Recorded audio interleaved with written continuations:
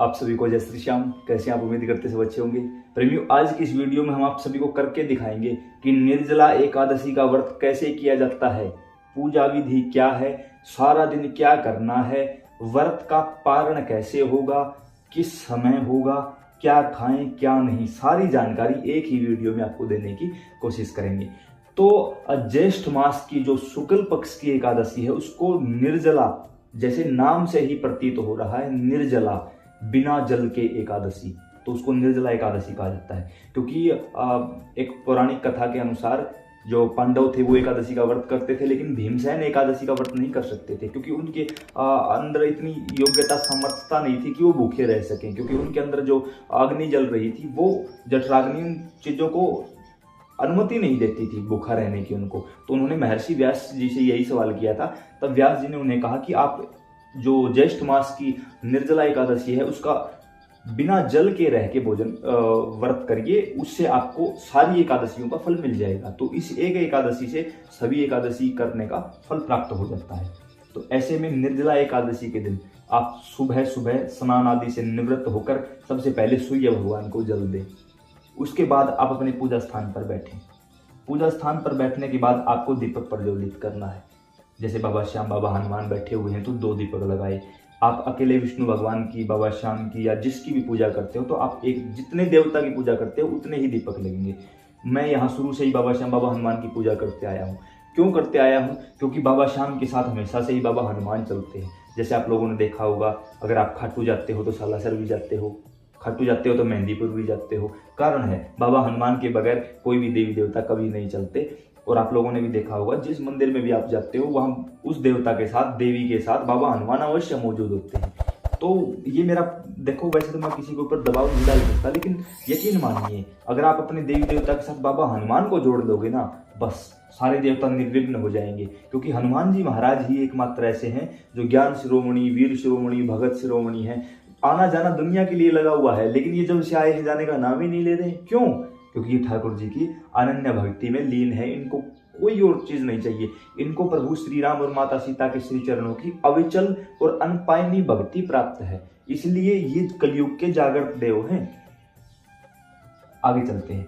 सबसे पहले आप दीपक प्रज्वलित करिए। दीपक प्रज्वलित करते समय घंटी जरूर बजनी चाहिए। उसके साथ दीपक नहीं है तो आप कपूर पर भी कर सकते हो।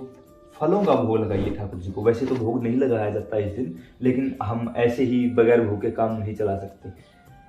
कुछ 2 चीज बताऊंगा आपको यहाँ। एक तो आप फलों का भोग लगा सकते हो निर्जला एकादशी के दिन भी। फलों का भोग लगाओगे तो तुलसी पत्र साथ होना चाहिए। तुलसी के बगैर भगवान भोग स्वीकार नहीं करते। तुलसी और घंटी जब रखो तब। हे बाबा श्याम, बाबा हनुमान, आपके श्री चरणों में तुलसी दल के साथ फलों का भोग समर्पित है, स्वीकार करिए, ऐसा बोलना है आपको। उसके बाद आपको संकल्प लेना है। संकल्प कैसे लिया जाता है? अपने राइट हैंड में जल लीजिए। अब कुछ लोग बोलेंगे हर वीडियो में करके दिखाता है, भाई जरूरी है। हो सकता है जो लोग पहले की वीडियो देख के आए हैं उन लोगों को तो पता होगा संकल्प कैसे लिया जाता है, लेकिन जो पहली बार वीडियो पर आए उसको भी तो पता होना चाहिए। और संकल्प कंपलसरी है।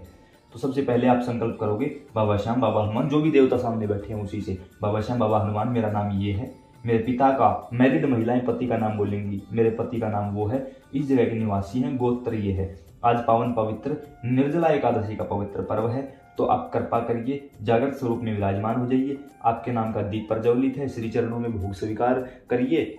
और इस समय मेरी ये मनोकामना है, तो इस व्रत को निर्विघ्न पूरा करने की जिम्मेदारी भी आपकी है। और इस व्रत के फल स्वरूप मेरी ये मनोकामना है, उसको पूरा करने की भी जिम्मेदारी आपकी है। यहाँ मैं आपके व्रत की व्रत कथा पूरी करने जा रहा हूँ, वहां आप मेरी मनोकामना पूरी कर दीजिए, ऐसा बोल के जल नीचे की ओर छोड़ दो।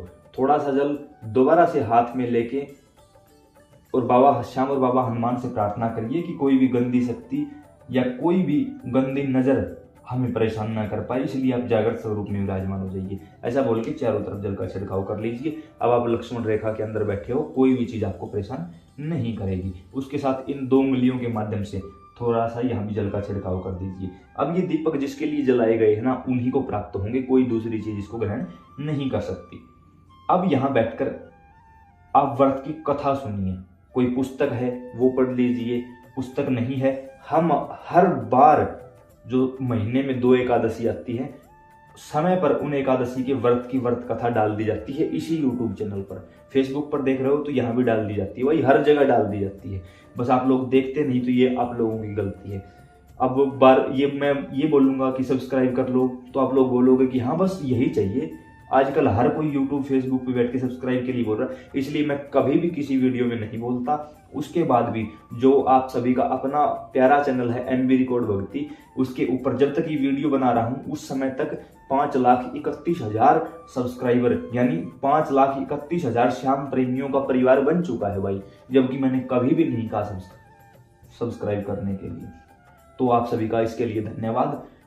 समय समय पर जानकारी लेते रहिए, हर टॉपिक पर जानकारी इसी चैनल पर उपलब्ध है आप लोगों के लिए।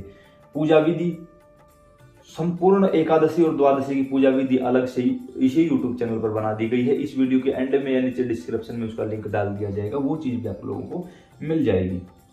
यहाँ बैठकर आप कथा सुनिए, फोन में चला कर रख सकते हो, फोन में चलने दीजिए, उस कथा को सुनिए। सुनने के बाद भगवान से फिर प्रार्थना करिए, ठाकुर जी भोग स्वीकार करिए, ये अर्जी है, अपनी मनोकामना बता देना, स्वीकार करिए। उसके बाद आप आसन को प्रणाम करेंगे नीचे, यहाँ मैं सिर्फ आप लोगों को करके दिखा रहा हूँ, नीचे पृथ्वी को प्रणाम करोगे। ये जो 2 उंगलियां हैं बीच की, इनसे जल लोगे, नीचे छिड़काव करोगे और फिर ओम विष्णवे नमः, ओम विष्णवे नमः, ओम भूशक्राय नमो नमः, यानी ओम इंद्राय नमः। इससे क्या होगा, इंद्र आपकी पूजा का फल चोरी नहीं कर सकता, इससे पूरी का पूरा फल आपको ही प्राप्त होगा। नीचे आसन पर बैठना जरूरी है, जो कपड़े पहनोगे वो साफ स्वच्छ होने चाहिए, सब कुछ घर का माहौल ओके रिपोर्ट होना चाहिए, इसमें कोई भी गलती या त्रुटि नहीं होनी चाहिए। अब हमारे पास है इत्र, इत्र की क्या सेवा करें, दूसरी वीडियो में भी बताया, इसमें भी बता रहा हूँ। जो पास में मोरछड़ी रखी है उसके ऊपर इत्र लगाओ, इससे क्या होगा, इस इत्र की महकार आपके घर के मंदिर में चारों ओर फैल जाएगी।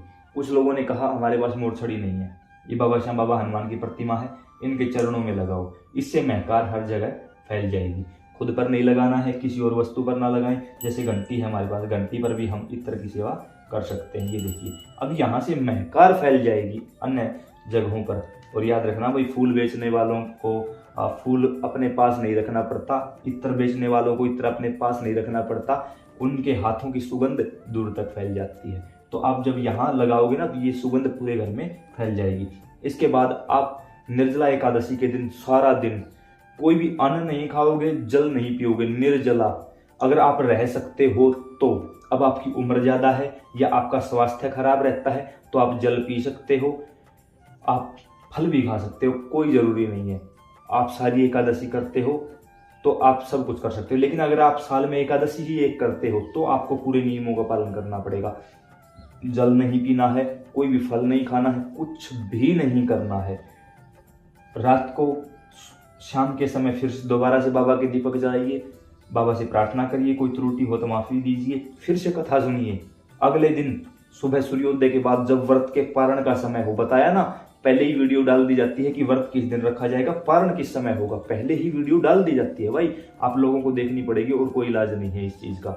उसके साथ साथ अगले दिन सुबह सूर्योदय को जल देंगे पहले, फिर उसके बाद पूजा करोगे, ऐसे ही पूजा होगी सेम जो बताई गई है। दीपक जलेगा, भोग लगेगा। जो लोग थोड़े से जल्दबाजी में यानी जॉब करने वाले हैं वो फलों का भोग लगाइए। जो घर पे रहते हैं, ग्रामीण माहौल में रहते हैं, तो आप लोग 11 पर खीर चूरमा, मूंग चावलों की खिचड़ी, हलवा पूरी, जो भी हो सके वो भोग लगाइए। उपला नहीं है, कपूर ले लीजिए, कपूर रखिए, इसके ऊपर जो भी आपके पास हो, थोड़ी सी खीर हो, हलवा पूरी हो, मूंग चावलों की खिचड़ी हो, थोड़ा सा इसके ऊपर रख के इसको प्रज्वलित कर दीजिए। जो दीपक है ना, इसी के साथ प्रज्वलित करिए, अलग से मत करिए, इसी की ज्योति इसके अंदर आ जाएगी। और जैसे जैसे भगवान भोग लगाते रहें, आप कथा सुनते रहो। उस समय आंखें बंद कर लो, भगवान भोग लगाए उस समय देखना मत, आंखें बंद कर लो, या तो संकीर्तन करते रहो या फोन में चला के भगवान की कथा रख दो, उस एकादशी की कथा फोन में चला के रख दो, सुनते रहो उसको। या फिर उस समय आप कोई भी आरती, पूजा, चालीसा, स्तुति जो भी आपसे बन पड़े वो कर सकते हो। आप यहाँ बैठे बैठे ओम जय श्री श्याम हरे, फिर बाबा हनुमान की आरती और चालीसा जरूर करें आप। इससे क्या होगा, आपको पूरी पूजा का फल मिलेगा। अब ये आपके व्रत का पारण हो चुका है। इसके बाद आप यहाँ से उठकर 2 मिनट शांत बैठे रहें, तुरंत ना उठें। इससे क्या होगा, 2 मिनट बैठे रहने के कारण जो ऊर्जा आपको प्राप्त हुई है वो आपके शरीर में जगह बना लेगी। उसके बाद जो जल यहाँ रखा हुआ है उस जल को आप सूर्य भगवान को समर्पित कर दें, या उस जल को आप खुद भी पी सकते हो, या इस जल को आप तुलसी में भी डाल सकते हो, वो आप लोगों की मर्जी है।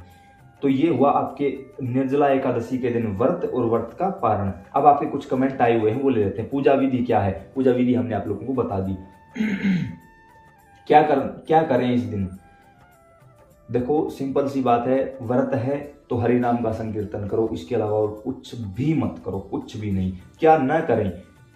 तुलसी को पानी ना दें, कुछ भी खाना पीना नहीं है, कुछ भी नहीं खाना पीना है, किसी से ज़्यादा बोलना नहीं है, किसी की बुराई ना करनी है, ना सुननी है, झगड़ा ना करना है, ना झगड़े में शामिल होना है, किसी को कुछ गलत नहीं बोलना है, आपके कारण कोई रोना नहीं चाहिए, किसी के कारण आपकी आंखों में आंसू नहीं आने चाहिए। अगर सामने वाला कुछ भी गलत बोल रहा है तो सुन के चुपचाप साइड हट जाओ। अगर रोए तो रोते ही व्रत टूट जाएगा। सभी एकादशी का, सभी व्रतों का यही नियम होता है, अगर आप रोए तो व्रत टूट जाएगा। लेकिन रोना दो प्रकार का होता है, एक सामने वाला कुछ गलत बोल दे उसके कारण रो, झगड़े के कारण, और एक भगवान को देखकर रोना आए। तो भाई भगवान को देखकर जो रोना आता है वो रोना नहीं होता, वो वास्तव में भगवान प्राप्ति का होता है। तो ये बड़ी अच्छी बात है।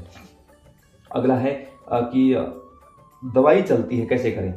अगर आपकी दवाई चलती है तो आप जल पी सकते हो, जूस पी सकते हो, चाय पी सकते हो, और आप 2 से 3 बार फलाहार करके अपनी दवाई ले सकते हो। आपकी एकादशी पूरी मानी जाएगी, कोई परेशानी नहीं। मासिक धर्म आ जाए तो मानसिक रूप से व्रत करो, ये मानो सिर्फ कि हाँ मेरा व्रत है, बस इतना ही मानो और कुछ भी नहीं करना है। प्यास ना लगे इसके लिए क्या करें? बड़ा ही महत्वपूर्ण और ज़रूरी सवाल है, क्योंकि एक तो जल नहीं पीना, ऊपर से जेठ का महीना, परेशानी सभी को आती है। तो ऐसे में 2 से 3 बार नहा लो। 2 से 3 बार नहाओगे, शरीर पानी की ऊर्जा को अपने आप पूरी कर लेगा। आचमन भी नहीं करना होता इस दिन, आचमन भी नहीं करना होता, कुछ भी नहीं करना है। शरीर 2-3 बार नहा लोगे ना, शरीर उस चीज़ को अपने आप सेट कर लेगा। चुप रहो, बिल्कुल किसी से कुछ भी मत बोलो। जितना ज़्यादा चुप रहोगे एनर्जी आपके पास बनी रहेगी। बोलोगे तो एनर्जी वेस्ट होगी, पसीना आएगा, प्यास लगेगी। ठंडी जगह पर रहो, ठंडी छांव में, जैसे घरों में कूलर पंखे के साथ बने रहो, चुपचाप रहो, मौन रहो। सामने कोई कथा सुनने लग जाओ, मोबाइल में हर प्रकार की चीज़ें आती हैं, कुछ भी करने लग जाओ। ज़्यादा भारी कपड़े मत पहनो, उससे क्या होगा, उससे भी शरीर सारा दिन परेशान रहता है। खासकर महिलाएं यही गलती करती हैं। काफ़ी बार मैं इन चीज़ों को नोटिस कर लेता हूँ कि कुछ महिलाएं ऐसी हैं जो थोड़ा सा दिखावे के चक्कर में गहने वहने पहन लेती है। मतलब कई बार हो जाती हैं भाई ये चीज़ें, सरेआम बोल नहीं सकते। आज वीडियो के माध्यम से बोलने का मौका मिला है तो बोल रहा हूँ, बस बुरा मत मानना भाई कोई, लेकिन होता है ऐसा, देखने को मिलता है अक्सर ना। थोड़ा सा ध्यान रखा करो। ये चीज़ें करने के लिए पार्टी वगैरह, कोई और मैरिज फंक्शन वगैरह, बहुत सारी चीज़ें हैं। इस दिन कोशिश करो इन चीज़ों की। तो साथ में ये भी करो कि फ्री रहने की कोशिश करो, कोई काम ना करो। काम करोगे तो एनर्जी वेस्ट होगी, एनर्जी वेस्ट होगी, प्यास लगेगी। धूप में निकलने से बचो, तो वो चीज़ें ठीक ठाक रहेंगी। पारण कब करें? एकादशी समाप्ति के होने के बाद, हरिवासर के बाद, यानी एकादशी जब समाप्त होती है, द्वादशी लगती है, तो पहले पहर में एकादशी व्रत का पारण नहीं किया जाता, उसके बाद व्रत का पारण किया जाता है। तो जब भी एक निर्जला एकादशी आए तो उससे पहले हम डाल देते हैं कि किस समय पारण होगा, तो वो आप लोगों को जरूर देखना चाहिए। क्या भोग लगाएं? फलों का भोग लगा दीजिए। और अगर लगे, 2 प्रकार की बातें हैं यहाँ, एक आप फलों का भोग लगा सकते हो, दूसरा फलों का भोग नहीं लगाना चाहते, कोई जरूरी नहीं, केवल तुलसी का भोग लगाइए भगवान को, बस इसी में काम चल जाएगा, कुछ नहीं करना पड़ेगा। तो ये थी एकादशी की, निर्जला एकादशी की पूजा विधि, व्रत की पारण विधि और आप लोगों के कमेंट। उम्मीद करता हूँ ये जानकारी समझ और पसंद आई होगी। अगर लगे कि जानकारी ठीक है और अन्य प्रेमियों के काम आ सकती है तो व्हाट्सएप स्टेटस पर लगा लो, फेसबुक पर शेयर कर दो, अन्य लोगों के फ़ोन में भेज दो, कोई व्हाट्सएप ग्रुप है वहाँ भेज दो। बाकी आप लोगों की मर्जी भाई। जय श्री श्याम।